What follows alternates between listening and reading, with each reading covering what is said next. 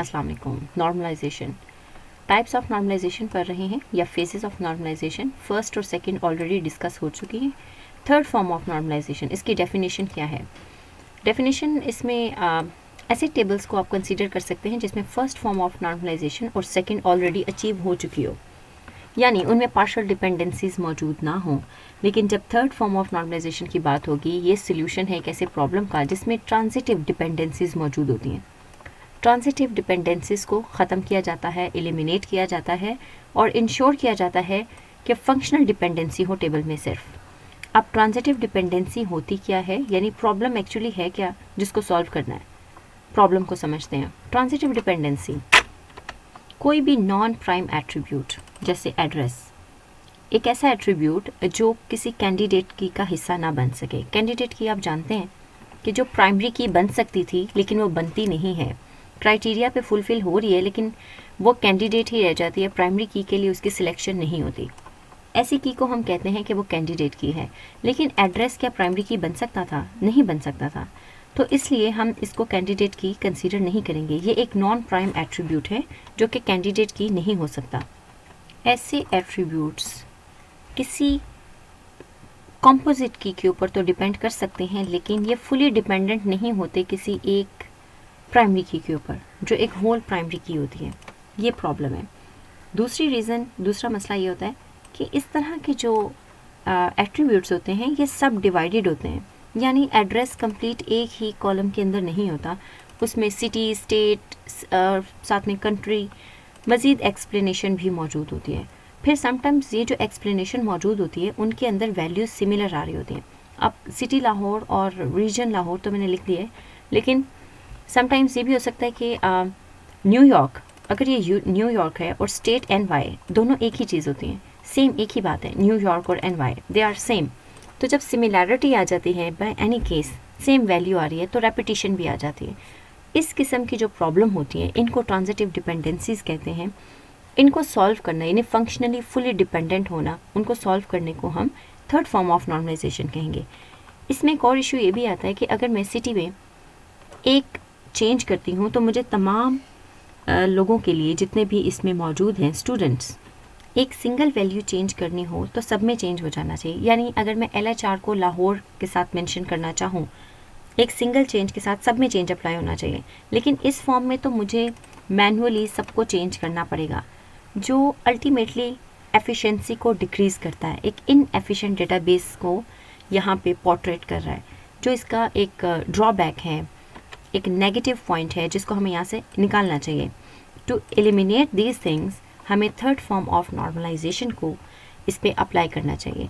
सो ये जो red colour में मेरे पास टेबल मौजूद है, इसमें मिस्टेक्स हैं जिसको ज़रूरत है, ये without third form of normalization है। तो to achieve third form of normalization हमें क्या करना चाहिए? स्प्लिट करना चाहिए इन टेबल्स को। क्या स्टेप्स हैं जिससे हम अचीव कर सकते हैं? पहला स्टेप ये है सेकेंड नॉर्मलाइज्ड फॉर्म में मौजूद हो। दूसरा, इंश्योर किया जाए कि इसमें मज़ीद ट्रांजिटिव डिपेंडेंसीज एग्जिस्ट नहीं करती। And the third point is move attributes into separate tables, those non key attributes that depends on other non key attribute. यानी ये एक non key attribute, region and city दोनों डिपेंड कर रहे हैं, ये तीनों नॉन की एट्रीब्यूट्स हैं। इनमें से ये दोनों यानी सिटी एंड रीजन डिपेंड कर रहे हैं एड्रेस के ऊपर, ये भी नॉन की एट्रीब्यूट है।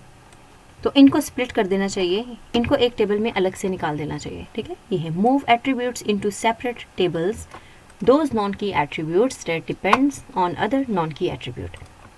इसको सॉल्व करते हैं। ये मैंने इस टेबल में where it is, here it is table, address, ID, address, city and state. इनको मैंने एड्रेस को अलग से कर दिया, इन तीनों कॉलम्स को अलग किया है और इसको एक ID असाइन किया। ID क्यों असाइन किया? प्राइमरी की बना दिया इसको। उसकी वजह ये है कि मैंने एड्रेस को यहाँ पे दोबारा इसमें ऐड तो करना है। स्टूडेंट का एड्रेस किस फॉर्म में आएगा? उसकी फॉरेन की फॉर्म में। इसी तरह से डिपार्टमेंट का ID सिर्फ ऐड हो जाएगा, डिपार्टमेंट ID और नेम यहाँ पे अलग हो जाएगा। देखिए ना यहाँ पर department name, here the department name, ये भी इसके ऊपर फुली डिपेंडेंट नहीं है स्टूडेंट ID पे। अलबत्ता ये डिपार्टमेंट ID पे ज़रूर डिपेंडेंट है। तो हमें इसको अलग कर देना चाहिए, यानी डिपार्टमेंट आईडी और नेम इन दोनों को अलग कर देना चाहिए, एड्रेस को अलग कर देना चाहिए, और स्टूडेंट के टेबल में एड्रेस एंड डिपार्टमेंट इन दोनों के सिर्फ फॉरेन कीज़ ऐड कर देनी चाहिए, सो दैट हम इनका आपस में रिलेशनशिप बिल्ड करें। इनकी जो प्राइमरी कीज़ बनेंगी, यानी ये टेबल डिपार्टमेंट आईडी प्राइमरी की के अगेंस्ट अब ये फुली डिपेंडेंट है, फुली फंक्शनल डिपेंडेंसी यहाँ मौजूद है। इसी तरह से यहाँ पर एड्रेस आईडी के अगेंस्ट इसकी तमाम वैल्यूज़ मौजूद हैं, तो ये तमाम इसके ऊपर फुली डिपेंडेंट है। तमाम नॉन की एट्रीब्यूट्स अब एक की एट्रीब्यूट के ऊपर डिपेंडेंट हैं। यही मसला था कि नॉन की एट्रीब्यूट्स पे डिपेंडेंट हैं, यहाँ ऐसा नहीं है। हमने टेबल्स को स्प्लिट कर दिया, अब की एट्रीब्यूट पे डिपेंड कर रहा है। डिपार्टमेंट नेम अब की एट्रीब्यूट पे डिपेंड कर रहा है, स्टूडेंट आईडी इसका की एट्रीब्यूट नहीं था। इसी तरह हम इनको कनेक्ट कैसे करेंगे, आपस में रिलेट कैसे करेंगे, student ID, student name, address ID and department ID. This is how we can solve this problem. Explanation ये है, अभी मैं जो आपको सब कुछ बता चुकी हूँ, आप ये अपने वर्ड्स में एक्सप्लेन कर सकते हैं, कंक्लूड कर सकते हैं। अब ट्रांजिटिव डिपेंडेंसी और फंक्शनल डिपेंडेंसी की अलग से जो डेफिनेशंस हैं विद एग्जांपल्स, ये इसमें मौजूद हैं। नोट्स आपको मिल जाएंगे, वीडियो की डिस्क्रिप्शन बॉक्स में इसका लिंक है। आप चाहें तो इसी को अपने एग्ज़ाम में इसका आंसर ये सब लिख सकते हैं। कोई क्वेश्चन हो तो कमेंट में पूछ सकते हैं, सजेशन हो तो वो भी दे सकते हैं। Thank you so much.